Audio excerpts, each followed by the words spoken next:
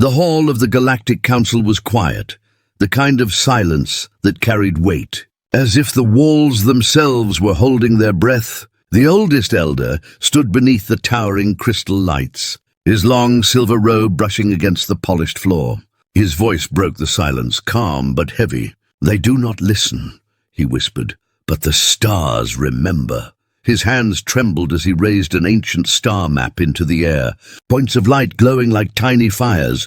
Rows of alien delegates stared at him, their eyes sharp, some mocking, some bored, and leaned forward, tapping the table with long metallic fingers. "Another prophecy," he said with a laugh. "We have heard this story for centuries." "Elder?" The elder didn't flinch. His voice grew louder. "You mock what you do not understand," he said. "But a storm comes from the blue world. The one your ancestors feared. It will not send ambassadors. It will not ask for peace. It will rise like a fire, and it will burn across the stars." Laughter echoed through the chamber. A large-scaled creature with a crown of black horns slammed his hand against the table. "Earth," he said, almost choking on the word. "You speak of the humans again, the dirt crawlers. The savages?" The elder's gaze didn't move. "Yes," he said, "the dirt crawlers, who will one day command the night sky." A cold wind from the ventilation ducts swept through the chamber, but the elder's words cut through stronger than the chill. The council speaker rose, his gold and red cloak glittering in the light. "Your time has passed, elder," he declared. "Your prophecies are old stories meant to scare children." He raised his staff, and the star map flickered out. Darkness filled the room for one breath, and in that breath, a whisper passed among the younger delegates. Quiet, uneasy. "What if he's right?" someone murmured. The elder turned slowly, his eyes sweeping over the chamber. "You will not believe until the sky itself screams," he said. "And by then, it will be too late." His voice carried like thunder. The guards approached, their armor shining like mirrors. One reached for his arm. "Elder, your time is over." The elder didn't resist, he simply whispered. "But theirs is only beginning." Years passed, and the prophecy became a story told in schools to make children laugh. The council built fleets larger than ever. They fought wars among themselves, crushed rebellions, and declared themselves masters of the stars. But far away, on a quiet blue world, something moved. A scientist named Mason walked through a dark tunnel under the frozen mountains. His breath fogged in the air, and his gloved hand brushed against steel walls buried for centuries. "We found it," he whispered into the calm. His partner's voice crackled through. "Are you sure?" Mason stopped in front of a door, sealed with the old Terran symbol. A star wrapped in iron wings. "Oh, I'm sure," he said. "They thought we were sleeping, but this isn't sleep. This is preparation." The council ignored the small signals coming from Earth. They said it was just noise, background static, nothing worth their attention. But deep underground, old engines began to hum. Lights that had been dark for 200 years flickered on. One engineer laughed softly. "They think they're watching us," she said. "But it's us who've been watching them." Back in the council chamber, a young delegate from the border colonies leaned close to the speaker. "Sir," he said, "there's been unusual movement near the Sol system. Ships vanishing, satellites burned out." The speaker waved a hand. "Ghost stories," he said. "Humans are primitive. They don't even have interstellar reach." But that night, an entire scout fleet vanished. Their last transmission a whisper. "They're not primitive." The next day, the elder's statue in the Hall of Records cracked down the middle without warning. No one noticed at first. No one cared. The council was busy celebrating their 1,000-year rule. Banners hung from shining towers. Fireworks bloomed across alien skies. But above Earth, the void was no longer empty.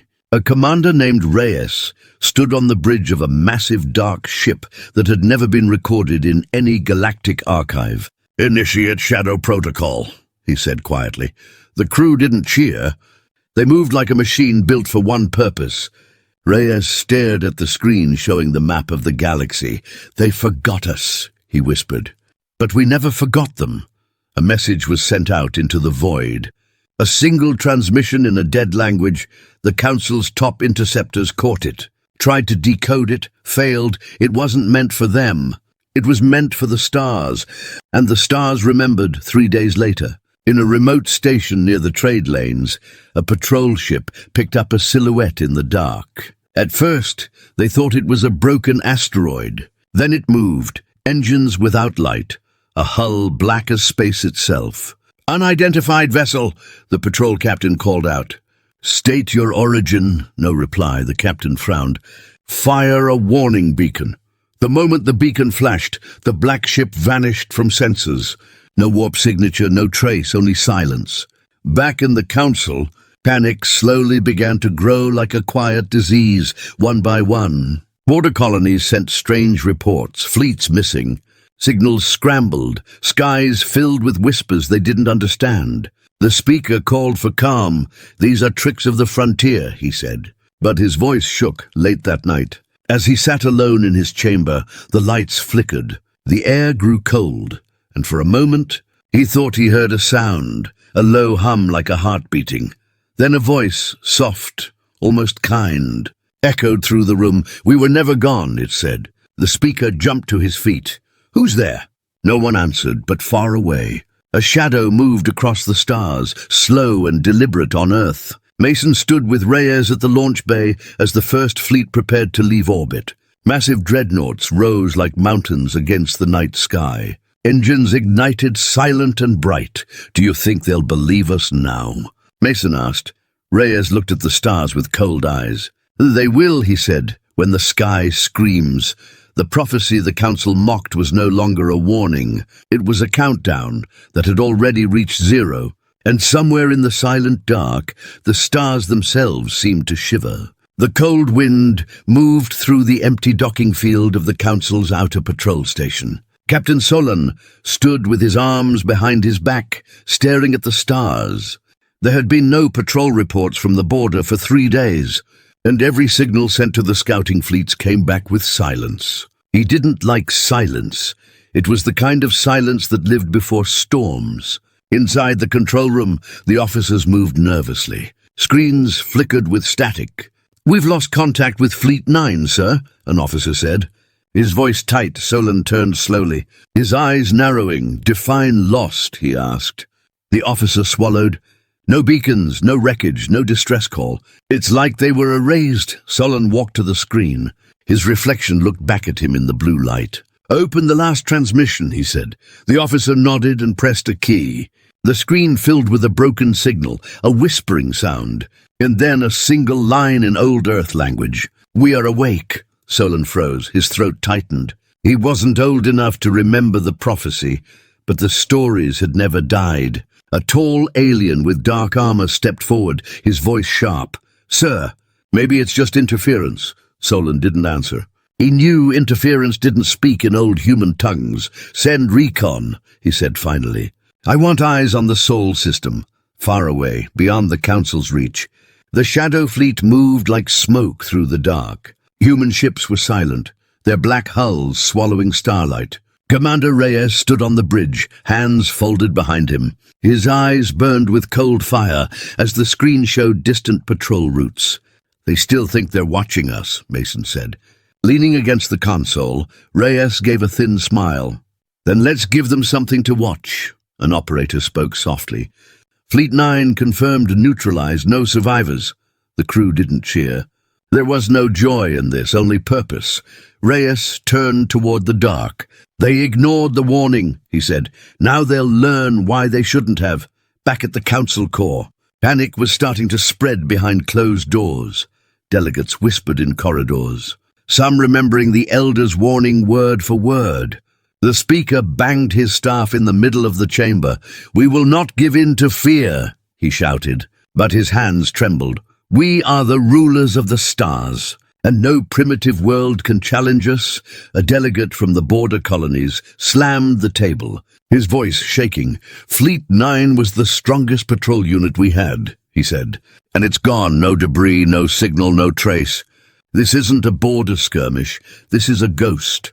The speaker raised his chin. "Then we will send a storm," he declared. "Mobilize Fleet 12 in the dark." Far beyond the edge of mapped space, the human fleet prepared. Massive ships hung in formation like silent titans. Mason walked along the deck, watching soldiers move with discipline. "Do you ever wonder if they'll believe it was mercy?" he asked quietly. Reyes didn't look at him. "Mercy is not what they gave us," he said. "This is not about belief. This is about balance. The attack on Fleet 12 began before the Council even knew where their ships were. A scout vessel moved forward, its sensors searching for heat signatures, and then everything went dark. "We've lost the forward wing," the commander screamed through the channel. The last image transmitted was a single black shape sliding through the void like a blade. Solon stood on the command bridge as alarms screamed around him. "Incoming!" an officer yelled, "but I can't lock on. It's like they're part of the dark itself." The ship shuddered as something passed just outside their hull. Too fast to see, Solon gritted his teeth. "All batteries, open fire," he ordered. The blackness around them exploded with flashes of light, but nothing hit. It was like shooting at shadows. Then a voice filled the calm and cold. "You should have listened." Solon froze. It was human, clear and steady. "Who is this?" he barked. The voice laughed softly. "The prophecy you mocked at the council chamber." Reports flooded in. "Fleet 12 is under attack," someone shouted. "We can't identify the enemy." The speaker slammed his hand against the table. "It's impossible," he hissed. "They can't have that kind of power." But as the lights dimmed around them, even he felt something crawling through his spine, an old fear that had slept too long, meanwhile, on Earth. Mason stood inside a control room, carved into stone beneath the mountains. Dozens of screens showed the chaos across the border systems. "They're starting to panic," he said. Reyes nodded slowly. "Good," he whispered. "Panic means they're finally seeing the truth." Solon's ship shook violently as a human dreadnought came into view. It was enormous, blacker than the void, its outline sharp and silent. "By the stars," an officer whispered. That's not a ship. That's a mountain." Solon clenched his fists. "All power to shields," he shouted. But the dreadnought didn't fire. It simply moved closer, so close that every sensor screamed at once. On the bridge of the human dreadnought, Reyes stood like a shadow carved from steel. "Send the message," he said. A single signal pulsed through the system. No threats, no words. Only the symbol of the Elder's warning, the broken star. The same symbol carved into council walls centuries ago. In the chamber, the speaker stared at the hologram, pale and shaking. "It's them," he whispered. "The humans." The Elder's words came back like a scream in his mind. "The storm comes from the blue world, the one your ancestors feared. The Council's fleets tried to regroup, but every jump point they relied on was already blocked." "They've sealed us in," an admiral gasped. "They've mapped every route before we even arrived." Rhea's voice came again through the system. "This is not conquest," he said. "This is a reminder." On Solon's bridge, fear turned to silence. "The kind that breaks the strongest soldiers," one of the younger crew whispered. "They were never weak." Solon closed his eyes. "No," he said softly. "We were blind." In the council city, panic spilled into the streets as broadcasts went live. Civilians saw human ships surrounding entire star systems. No empire had ever done this, not even at the height of their power. Mason watched the streams from the command center and said, "They finally see us." Reyes gave a small nod. "And now," he said, "they will remember what they tried to forget." The Black Fleet began to move again. Slow and steady, each dreadnought cast a long shadow across the stars. The Council finally understood what silence meant. It wasn't weakness. It was the sound of something ancient and patient, something waiting for the right moment to rise. The prophecy was no longer a warning. It was becoming real, and the stars themselves felt it. The council chamber was in chaos. Delegates shouted over each other. Screens flashed with reports of fleets lost, borders broken, and trade routes swallowed by the black ships that moved like living shadows. The speaker slammed his hand on the table. "Silence!" he roared, but his voice no longer carried strength. Fear had already crawled into their hearts like smoke. The prophecy they mocked was now breathing down their necks. A thin delegate from the southern colonies stepped forward, his eyes wide. "We've lost 6 patrol fleets in less than a cycle," he said. No wreckage, no survivors, no signals. We are blind. We are surrounded. His words trembled as he spoke. Another delegate rose, slamming her fist. "This is war," she shouted. "And the humans have declared it without saying a word." The speaker stared at the glowing star map in the center of the table. Black rings marked every route that was once safe. Every line now cut by the silent human fleet. "This is not war," he whispered, his voice shaking. "This is something worse. In the hidden command bunker beneath the mountains of Earth."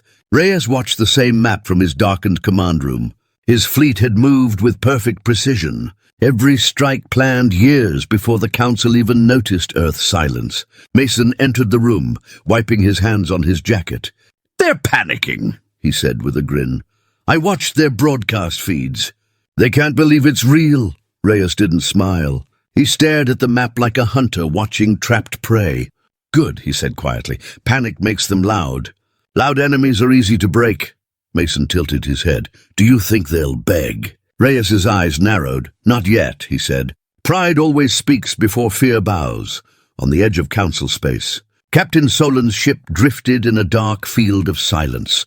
The battle was over before it even began. Fleet 12 was gone, only his ship had survived. Damaged and powerless. "No one fired at us," his officer whispered. "They just watched." Solon clenched his jaw. "Then they wanted us to live," he said.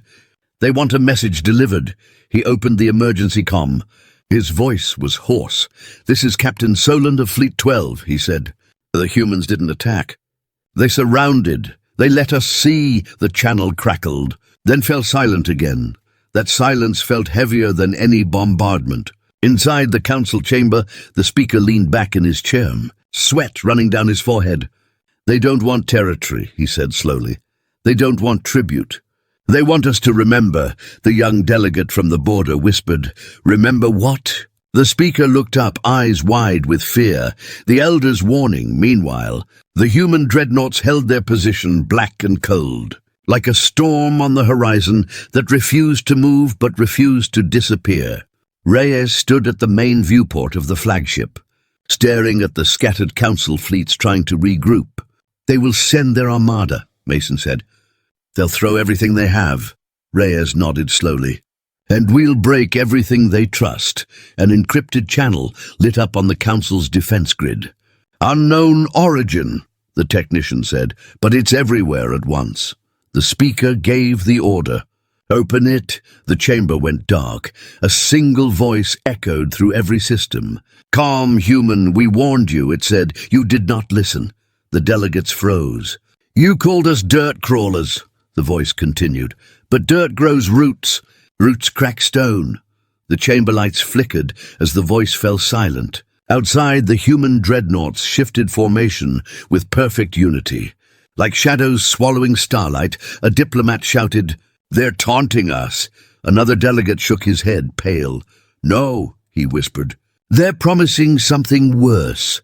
Captain Solon's battered ship finally docked at the Council's central station. He stepped out, pale and hollow. A swarm of officers surrounded him. "What did you see?" one asked. Solon's voice was flat. "They didn't need to fire," he said. "We were already lost." The speaker stared at him, his throat dry. "What are they planning?" he asked. Solon looked at him for a long moment before answering. "They're planning to make the galaxy remember who they are on Earth." Mason stood beside Reyes as they watched thousands of ships ready their engines. "When do we strike?" Mason asked. Reyes looked at the clock on the console. "We already did," he said. "They just haven't understood it yet." The Council tried to rally its armada, calling ships from every empire and world. The docks filled with thousands of glowing hulls, weapons charged, crews screaming orders. But even as their power gathered, fear moved between them, unseen but sharp. The soldiers whispered to each other. "They're just humans," one said. "We've fought worse," but no one believed it. They had seen the silent fleet consume their borders like a void swallowing light. The speaker raised his staff and addressed the Council. "We will strike first," he declared. "We will show them that the galaxy still belongs to us." His voice echoed through the chamber, but it shook beneath the weight of his own doubt. Reyes watched the mobilization from far away. "They still think they control the pace," he said softly. Mason chuckled. "They're dancing to music they can't even hear." The first wave of the Council Armada launched into the dark. Their ships burned bright like torches, announcing their approach. But the human fleet did not move. It simply waited, like a predator waiting for its prey to step closer. When the Council Armada finally entered the trap, the scanners picked up nothing. No heat signatures, no motion, no warning. "Where are they?" the commander shouted. And then the stars themselves dimmed. The human fleet rose from the void like a wall of black steel. Silent engines flared to life, thousands of dreadnoughts turning in perfect formation. The Council fleet froze. They had numbers, they had firepower, but they didn't have control. Reyes's voice filled their comms.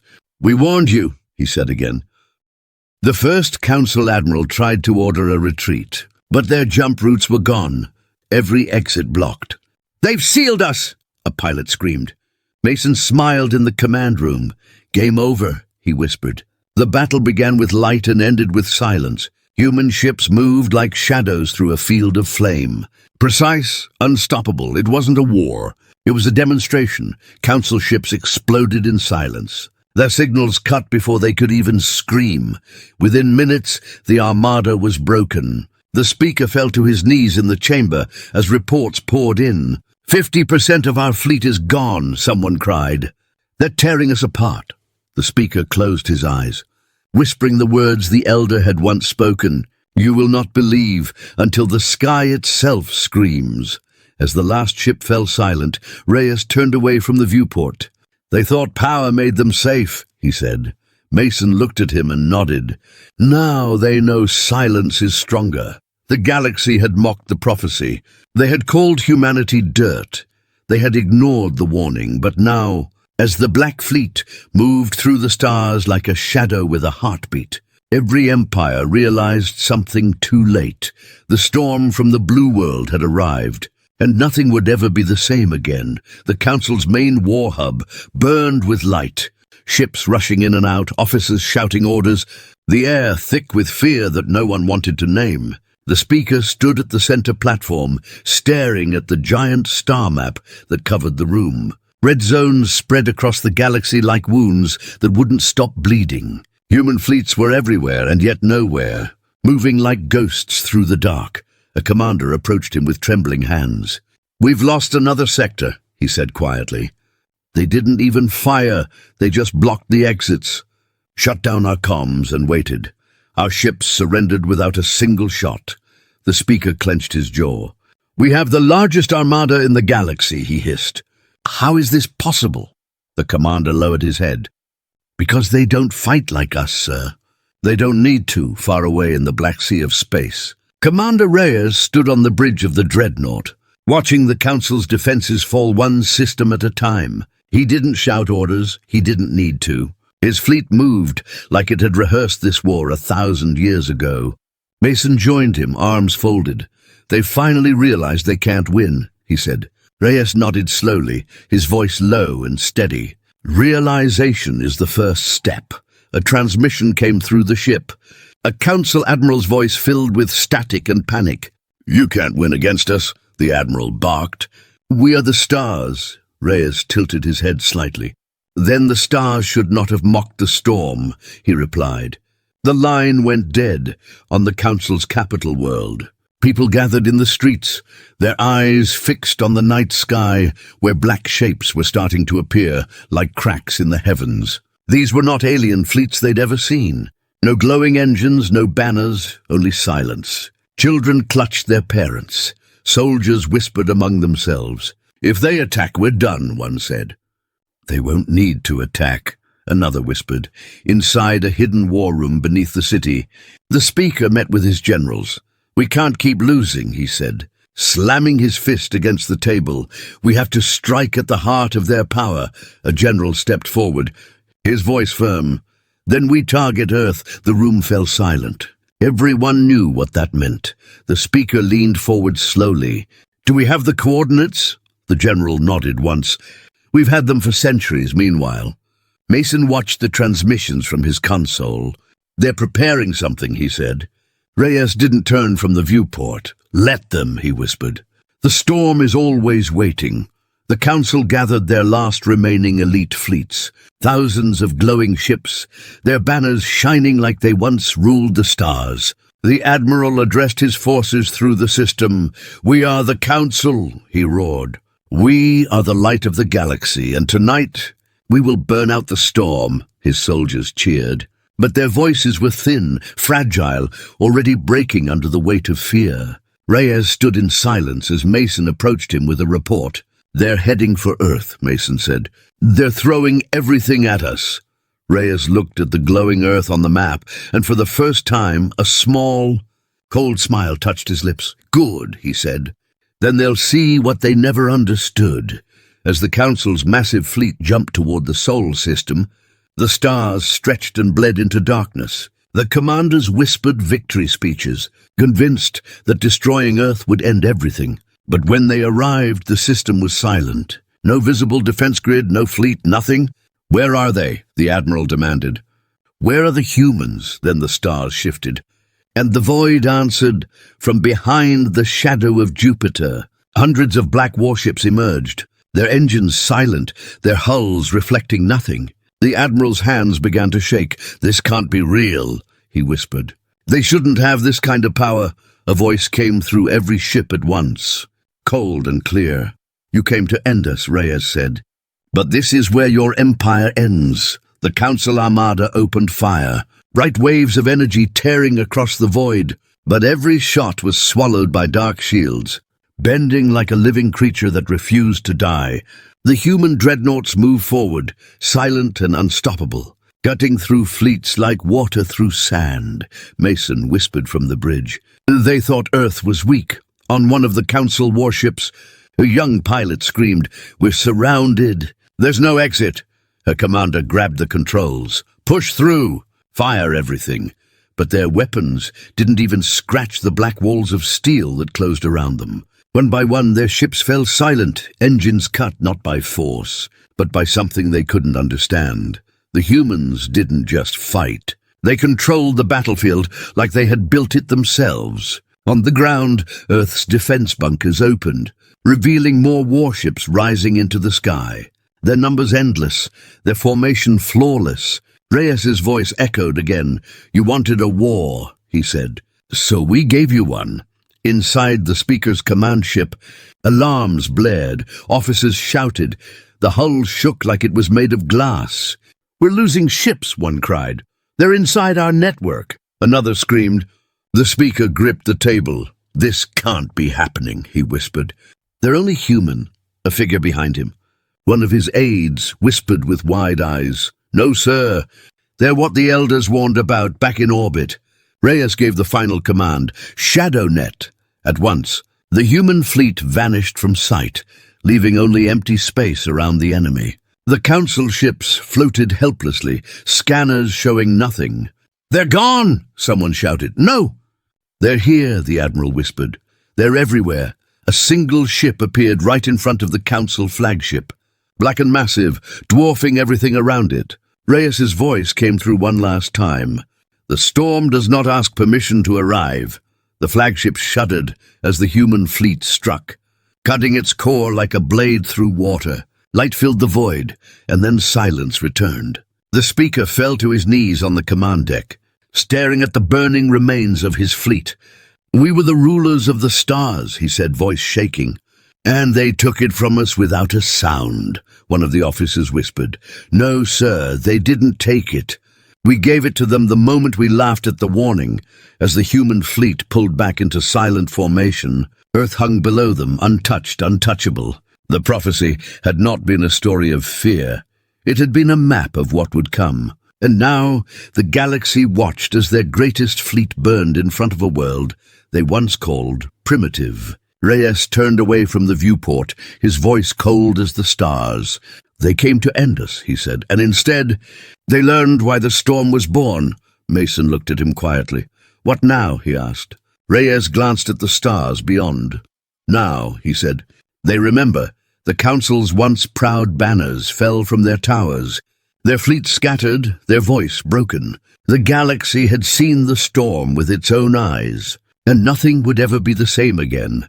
In the silence that followed, the Elder's words echoed like thunder in every mind. You will not believe until the sky itself screams, and the stars were screaming now. Smoke rose above the council capital like a dark crown. The great towers that once touched the clouds were cracked, broken, their banners burned to ash. The streets were filled with silence, not the peaceful kind, but the kind that comes when a world realizes it is no longer in control. The speaker stood on a balcony overlooking the ruined skyline, his hands shaking as he gripped the railing. He had once believed their fleets could never fall, that the council's power was eternal. Now all that remained was the echo of a prophecy he had mocked, deep in the council chamber. The surviving delegates gathered around a cracked star map.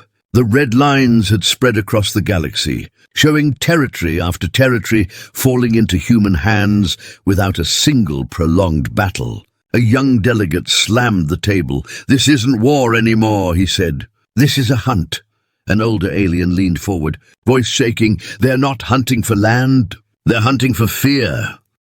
Outside their broken world, the black human fleet remained in orbit. Hundreds of dreadnoughts surrounding the planet like silent sentinels. Their presence alone had shattered the will of empires. Mason stood inside the flagship, watching the council world turn slowly beneath them.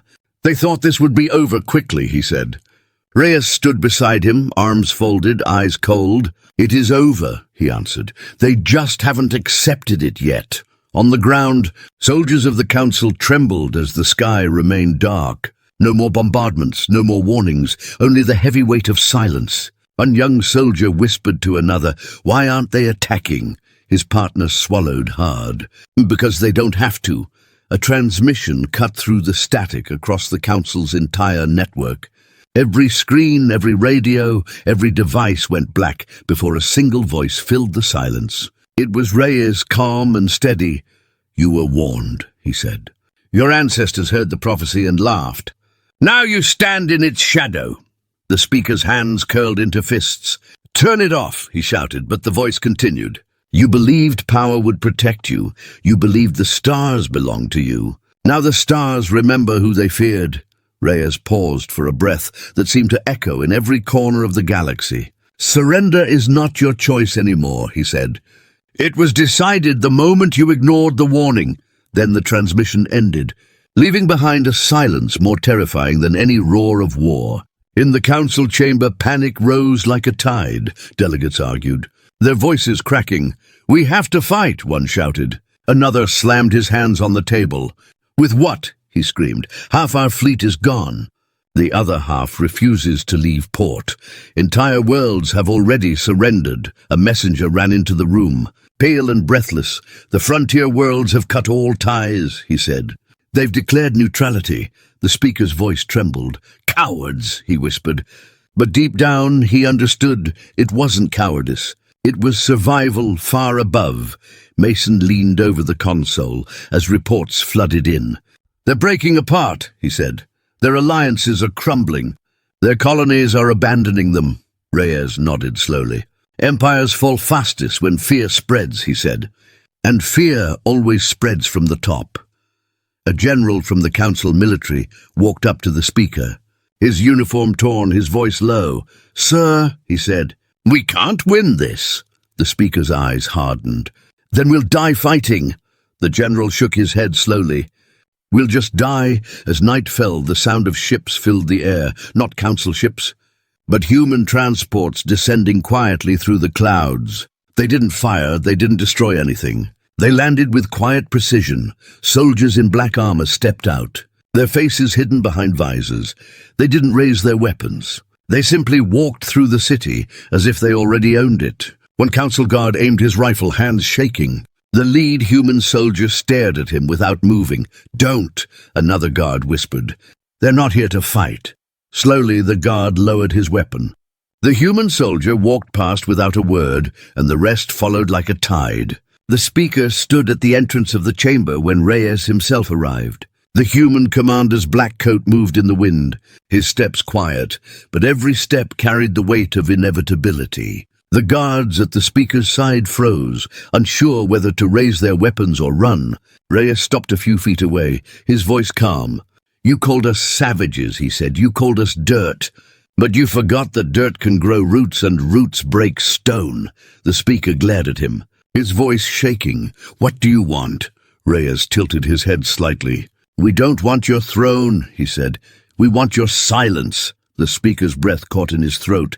He had prepared for demands, for ultimatums, not for this. "You can't control the galaxy forever," he spat. Reyes's cold eyes didn't flinch. "We don't need to," he said, "because from this day on, everyone will remember what happens when they laugh at the warning around the galaxy." Council colonies watched the live broadcast. They saw their leader standing powerless as the man from the world they mocked spoke like the storm itself. One by one, the colonies began sending messages to the human fleet, surrendering without resistance. Mason entered the chamber behind Reyes, whispering, "We're receiving transmission after transmission. Entire sectors are kneeling without a single shot fired." Reyes nodded. "Fear is louder than any weapon," he said. The speaker collapsed into his chair, hands covering his face. "You've destroyed everything," he whispered. Reyes's expression didn't change. "No," he said. "You destroyed yourselves when you ignored the storm." The Elder's old symbol, the broken star, flashed across every screen in the galaxy. A message no one could turn away from. Planets that had once declared loyalty to the Council lowered their banners. Some didn't wait for the humans to arrive. They handed their fleets over willingly. The speaker stood slowly, his voice hollow. "What happens now?" Reyes turned to him. "Now the galaxy listens." Outside, as the first light of dawn touched the broken capital, the human fleet hovered silently in the sky. Thousands of worlds watched as the Council's age ended without a single planet left willing to fight. Humanity hadn't just won a war. They had broken a belief that had stood for centuries. Mason walked beside Reyes as they returned to the landing pad. "You didn't need to fire on the capital," Mason said quietly. Reyes looked at the rising sun. "The prophecy never said we would," he replied. "It only said they would hear the storm, and that morning the galaxy finally did. Not in fire, not in blood, but in silence. A silence so loud that every empire would remember it for centuries to come.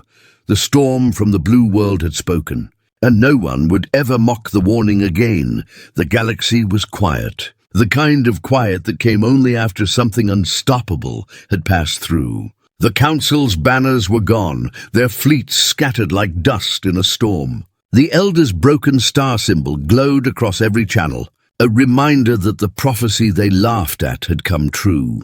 Planets once loyal to the Council now flew new banners, not of conquest, but of warning. Humanity had not taken their thrones. Humanity had shattered them. Reyes stood alone on the bridge of the flagship, the stars stretching before him like a sea of cold fire. His crew worked in silence, no shouts, no celebration, only calm. Mason entered, carrying a stack of reports. "The last sector fell without a single shot," he said quietly. "Their fleet surrendered before we even arrived." Reyes nodded slowly. "Because they finally understand." Mason placed the reports on the console. "You've broken the Council," he said. "But something doesn't feel finished." Reyes turned his gaze to the dark edge of the star map. "The uncharted rim, because it's not," he said. The prophecy didn't end with the Council. It started there, far away in the ruins of the Council capital. The speaker sat alone in the empty chamber. His hands shook as he stared at the cracked star map that once showed their rule over the galaxy. A single thought echoed in his mind, words he had ignored all his life. "The storm will come from the blue world." He closed his eyes, his voice breaking, and it did. Outside, black human ships moved across the void in perfect formation, worlds surrendering before they even arrived. But beyond the borders of mapped space, something else was stirring. Old star beacons blinked in patterns long forgotten, as if the galaxy itself was waking something older. In the flagship command room, Mason pointed at a faint signal flickering near the void. "We're picking up something," he said. "Not Council tech, not ours either." Reyes walked closer, his eyes narrowing. "Open it," he ordered. The screen filled with a whispering sound. a low hum that vibrated through the floor, then a voice, ancient and calm. "They fell as we said they would," it whispered. "But the storm is not the end." Reyes's crew exchanged uneasy glances. Mason frowned. "That's not from any known language?" Reyes shook his head. "No, but the stars remember it. In a hidden bunker beneath Earth, the last of the Elder's recordings came to life. The hologram of a long-dead Elder appeared in front of Mason and Reyes. "When the Council falls," the Elder's voice said, "you will hear the old stars call. You will learn the warning was never just about them. There are older shadows, patient, watching from beyond the edge." Reyes listened in silence. Mason whispered, "You think this is real?" Reyes's eyes were cold. Everything else they warned came true. On a faraway border world, a human scout ship patrolled the dark edge of known space. The captain stared at a massive structure floating beyond the stars, older than anything they'd ever seen. It wasn't built. It was grown like a living thing. "Send it back to command," the captain said. His navigator turned pale. "Sir, it's looking at us." The transmission reached Reyes's flagship within minutes. Mason leaned over the console, his voice tight. "That thing wasn't there before." Reyes's hands tightened behind his back. "It's been waiting." The speaker, still locked in the empty chamber of his fallen empire, received the same transmission. He stared at the image of the colossal structure with horror. "They're here," he whispered. "The true storm. Back on the flagship." Reyes called a full alert. The Black Fleet began to move again. This time not toward the Council's old worlds, but toward the rim where no light ever touched. Mason walked beside him. "We just ended one war," he said. Reyes's voice was calm but hard as iron. "And the galaxy is about to learn the Council was never the biggest threat." On Earth, the population gathered as the massive dreadnoughts rose into the sky again. Their engines silent and steady. The Elder's symbol burned brighter on every screen, not as a warning to the Council, but as a message to the stars. Humanity wasn't standing down. Humanity was rising higher. In a dark observation room far beyond any world, figures watched through old machines. Shadows wrapped in silver light, one turned to the other, its voice like wind across old stone. "They broke the Council faster than expected," it whispered. "And now they look at us," another shadow answered. "Then let them come. They will learn what waits beyond." Reyes stood at the bridge's viewport, staring at the faint lights on the rim of the galaxy. "They thought we were the storm," Mason said softly. "But maybe we were just the beginning." Reyes didn't smile. He didn't blink. "Then the stars are about to learn what humanity does when a storm meets a wall." The first wave of human ships moved into the dark, their black hulls blending with the void. Behind them, Earth remained silent but unbroken. A world that had once been underestimated.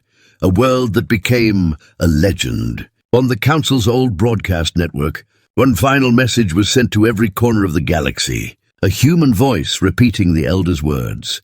"You will not believe until the sky itself screams." But this time, the sky didn't belong to the Council anymore. It belonged to humanity, and the scream was not fear, it was war. In the ruins of the Council chamber, the speaker watched the broadcast with hollow eyes. The empire he built was gone, crushed not by destruction, but by silence. He whispered the words he once mocked. "They were the storm." Reyes gave the final order as the human fleet disappeared into the unknown. "We were warned," he said. "And now they will be." The engines roared like distant thunder. The galaxy held its breath, and the stars themselves seemed to lean forward to watch what came next. And so the prophecy that began as a warning ended not with silence, but with the beginning of another storm, one older, darker. And waiting beyond the edge, humanity had risen, and now the galaxy would follow their shadow into the unknown.